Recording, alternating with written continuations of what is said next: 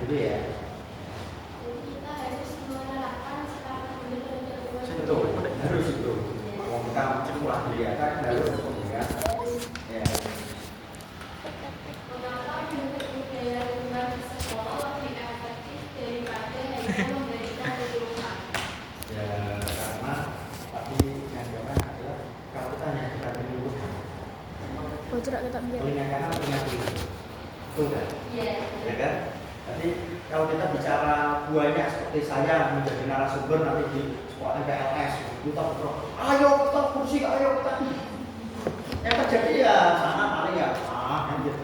Tapi kalau kita langsung, ya kita terjun langsung ya kita langsung ke lapangan ya kita langsung kita lebih enak kan. Jadi kalau saya lebih kesannya adalah kita langsung ke sasaran, ayo kita peduli terhadap lingkungan.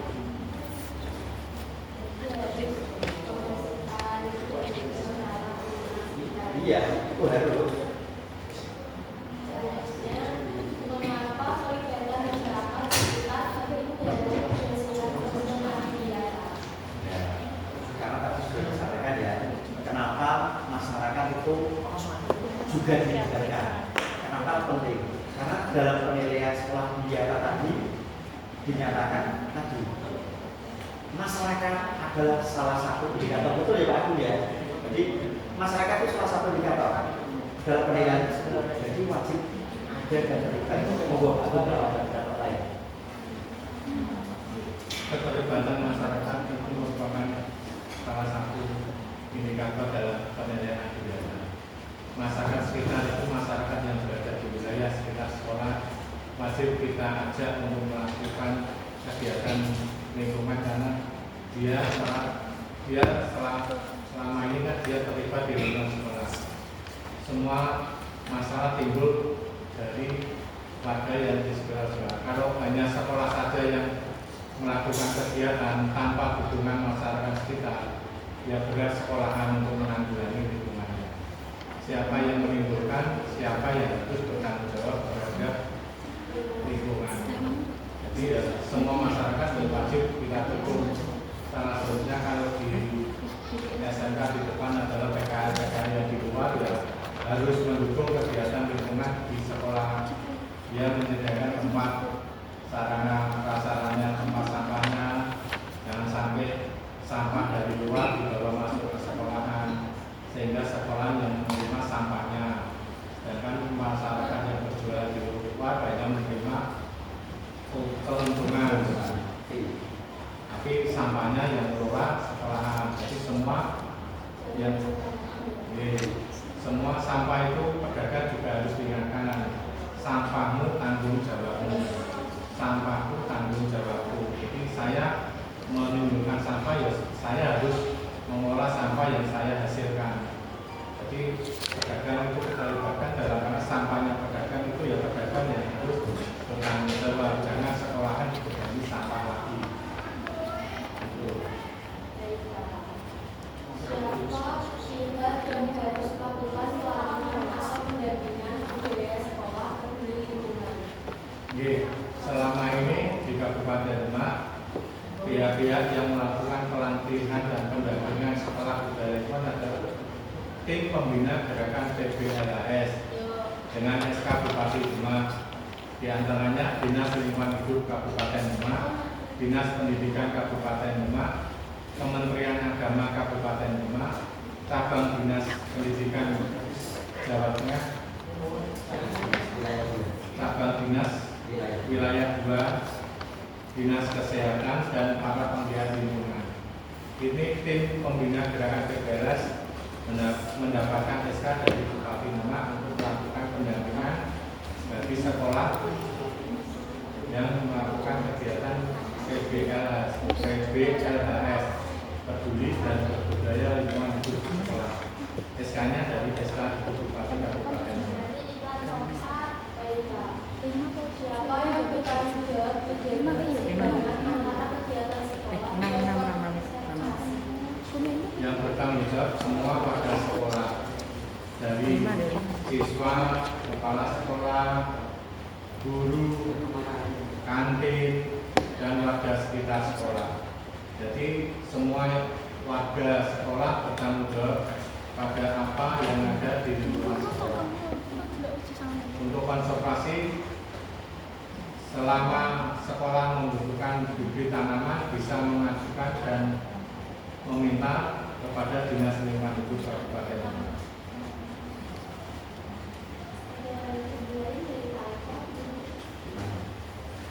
Jawaban saya yang bertanggung jawab menjaga keseimbangan antara kegiatan sekolah dan konservasi.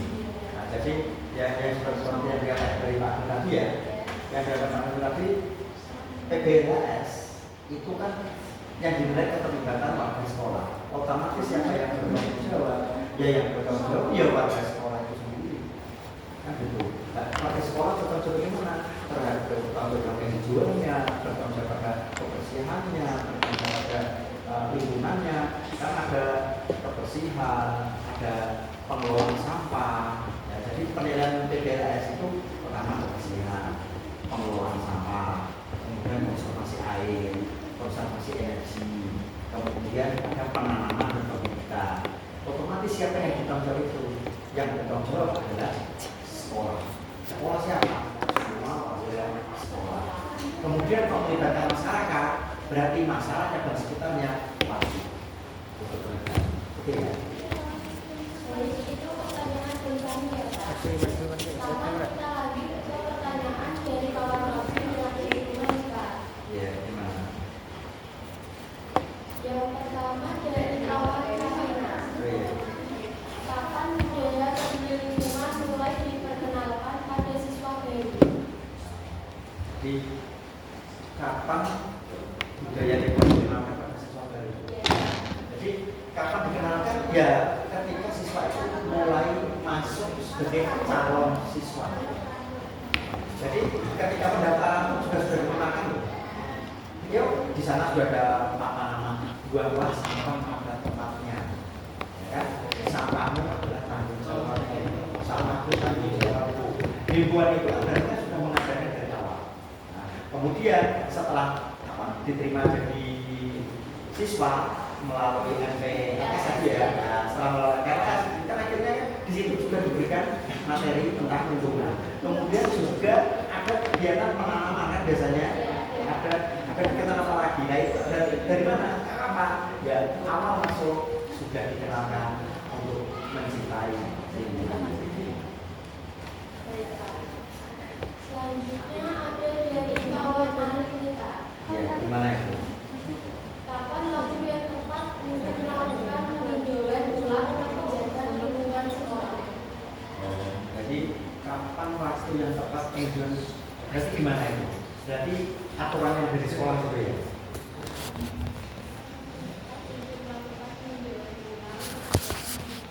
Iya. Ya berarti di sekolah. Ya kalau saya kapan ya selama itu ada aturan dari pemerintah. Satu contoh ketika kita kegiatan tahun sebelum 2019 dan setelah 2019 itu ada aturan berbeda. Berarti kita harus segera ya, perubahan aturan. Kemudian 2019 di tahun 2020 ada peraturan lagi.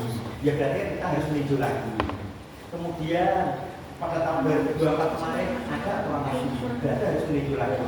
Berarti kapan? Satu, selama ada perubahan aturan dari pemerintah pasti akan ada aturan. Kemudian yang kedua, setiap 3 bulan sekali di sekolah itu wajib mengadakan monitoring dan evaluasi kegiatan PBHS sesuai dengan penilaiannya. Di dalam penilaian itu dinyatakan sekolah harus melaksanakan monitoring dan evaluasi. Kapan? Minimal 1 kali setahun, tapi diminta 3 kali dalam setahun. Berarti kalau 3 kali berarti apa? 4 bulan harus ada penilaian. Oke ya. Baik Pak. Boleh Bapak memberikan pesan dan pesan untuk materi ini? Pesan saya nanti Pak Tuh jelas dulu Pak ya.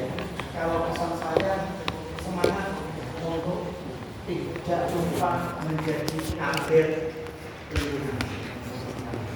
Kemudian untuk kegiatan podcast hari ini, ayo dilanjutkan, sebarkan benih-benih kebaikan, lanjutkan.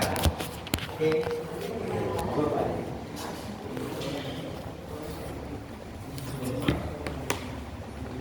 kegiatan yang bagus seperti ini patut diapresiasi.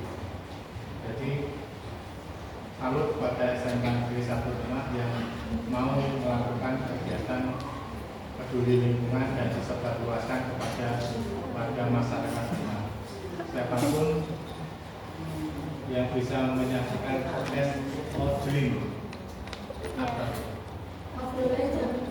obrolan Jambu Biru, mohon dukungannya untuk bisa diterapkan di sekolah manapun. Ini nanti kita akan sampaikan kepada Dinas Lingkungan Hidup, Dinas Pendidikan dan cabang Dinas Wilayah 2 untuk bisa dikembangkan sehingga sekolah-sekolah yang ada di Kabupaten Demak bisa meniru dan apa yang telah dilakukan SMK Negeri 1. Jadi sekolah yang indah, nyaman, sehingga siswanya nyaman di sekolah, tidak lari dari sekolah. Jadi makanya ini mohon dukungan karena selama ini banyak anak-anak berseragam yang berada di luar sekolah karena sekolahnya tidak nyaman. Semoga sekolah SMA Negeri 1 Demak menjadi sekolah yang nyaman, aman dan indah. Amin. Dan itu dia pesan dari Bapak Agung dan Bapak Eko. Jadi kesimpulan dari materi kita hari ini yaitu kita harus peduli lingkungan dan merawat lingkungan.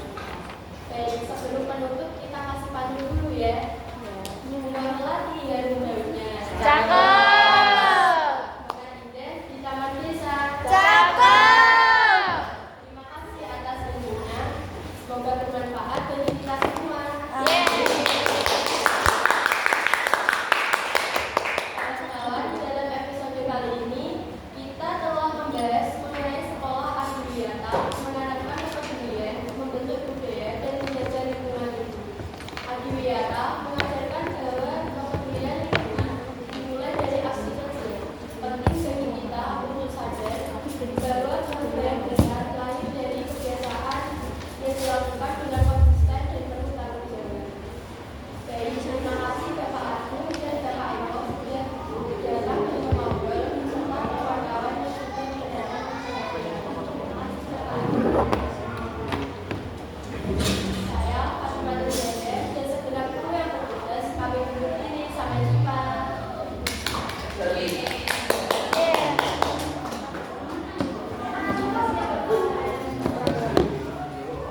Wes tunggu ki meneng. Wis biar ibumu. Wes. Pantulisnya tak gue ya. Coba. Anu nang. Wih.